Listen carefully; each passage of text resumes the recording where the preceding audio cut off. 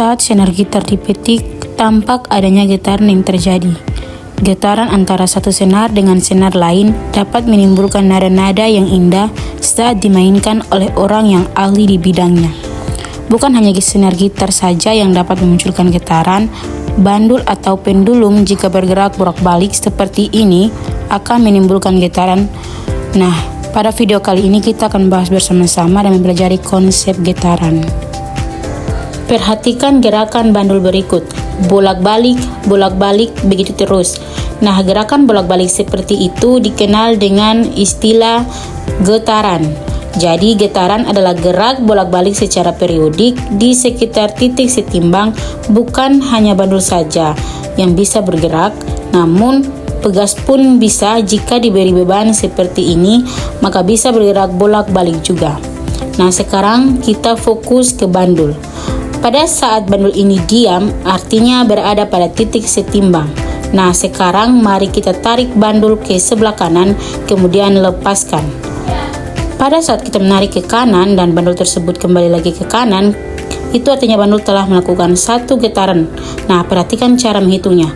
1, 2, 3, 4, seperti itu. Kalau pertama kali ditarik ke kiri setelah dilepaskan kembali lagi ke kiri, berarti satu getaran. Jika untuk mempermudah, kita menggunakan huruf bantu. Misalnya titik setimbang diberi huruf B, sebelah kiri huruf A, dan sebelah kanan huruf C. Satu getaran jika dimulai dari kiri adalah A, B, C, B, A. Ingat ya, jika dari kiri kembali ke kiri atau dari A kembali ke A lagi atau dimulai dari C, maka satu getaran itu adalah C, B, A, B, C. Sudah paham sampai sini? Nah, kalau hanya setengah getaran bagaimana? Nah, kalau dimulai dari A, setengah getaran adalah A, B, C, atau kalau dimulai dari C, maka setengah getarannya adalah C, B, A. Istilah amplitudo. Amplitudo adalah simpangan terjauh dari titik setimbang. Nah, karena titik setimbangnya di B, maka besar amplitudonya adalah jarak dari B ke A atau jarak dari B ke C, dan gunakan satuan cm atau meter. Selain amplitudo, terdapat dua besaran lain terkait getaran, yaitu frekuensi dan periode, di mana frekuensi adalah banyaknya getaran tiap waktu atau tiap detik. Sesuai dengan arti frekuensi, banyak getaran tiap waktu, maka secara matematis dapat dituliskan seperti ini. F sama dengan N dibagi T, di mana F adalah frekuensi dengan satuan Hertz, dan N adalah banyaknya getaran, dan T adalah waktu dengan satuan sekon atau detik. Satu besaran lagi yaitu periode, dilambangkan huruf T besar, di mana periode adalah waktu yang diperlukan untuk melakukan satu getaran. Secara matematis ditulis T besar sama dengan T kecil dibagi N, di mana T besar adalah periode dengan satuan sekon atau detik, T kecil adalah waktu dengan satuan sekon atau detik, dan N adalah banyaknya getaran. Kalau frekuensi F sama dengan N per T, dan periode T besar sama dengan T kecil per N, karena frekuensi dan periode saling berkebalikan, maka berlaku persamaan sebagai berikut. F sama dengan 1 per T dan T sama dengan 1 per F. Kalau tadi kita pelajari konsep besaran pada bandul, bagaimana dengan pegas ini? Kalau pegas ini diberi beban akan bergerak turun naik.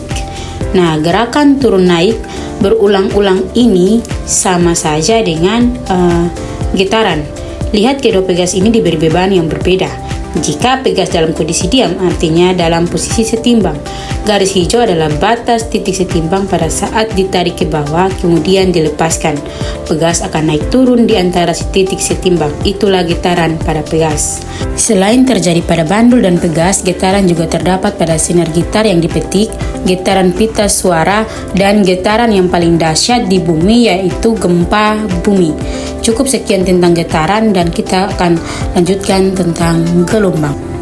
Gelombang adalah getaran yang merambat. Nah, kalau video sebelumnya kita bahas tentang getaran berupa gerak bolak-balik di sekitar titik setimbang. Nah, kalau gelombang bisa merambat dan saat merambat gelombang akan membawa energi.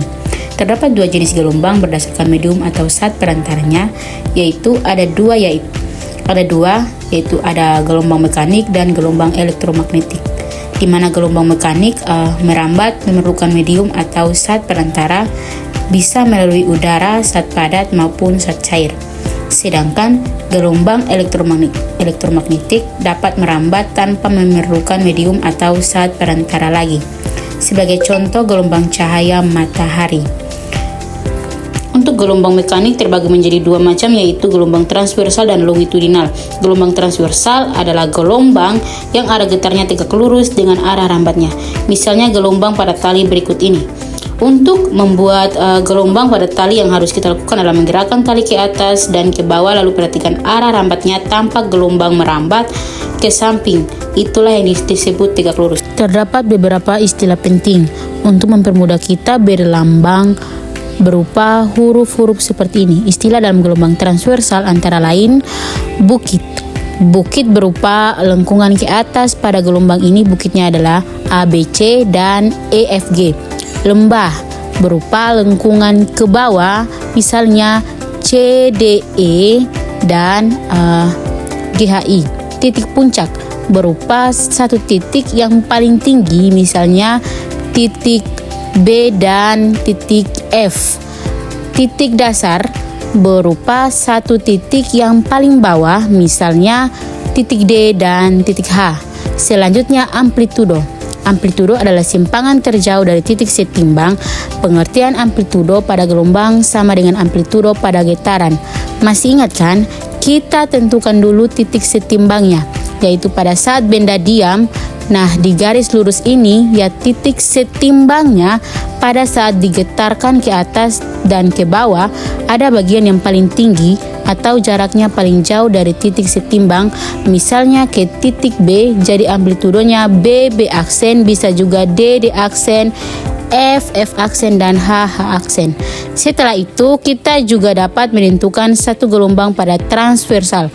Ini yang harus diingat, satu gelombang terdiri dari satu bukit dan satu lembah. Pada contoh di bawah ini, satu gelombang adalah A, B, C, D, E dan E, F, G, H. Pada getaran kita hanya membahas besaran frekuensi dan periode, namun pada gelombang kita akan membahas tentang cepat rambat gelombang karena gelombang bergerak melalui cara merambat. Untuk mengukur frekuensi dan periode, kita menggunakan rumus F sama dengan N per T dan T sama dengan T kecil per N.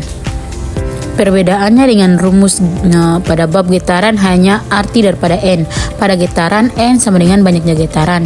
Nah, pada gelombang N sama dengan banyaknya gelombang. Nah, untuk menghitung cepat rambat gelombang kita dapat menggunakan rumus V sama dengan lambda dikali F atau V sama dengan lambda per T, di mana V sama dengan cepat rambat gelombang dengan satuan meter per sekon atau sentimeter per sekon. Nah, kemudian lambda sama dengan panjang satu gelombang atau jarak satu bukit tambah satu lembah dengan satuan meter atau sentimeter. Nah, kemudian F sama dengan frekuensi dengan satuan hertz dan T sama dengan periode dengan satuan sekon.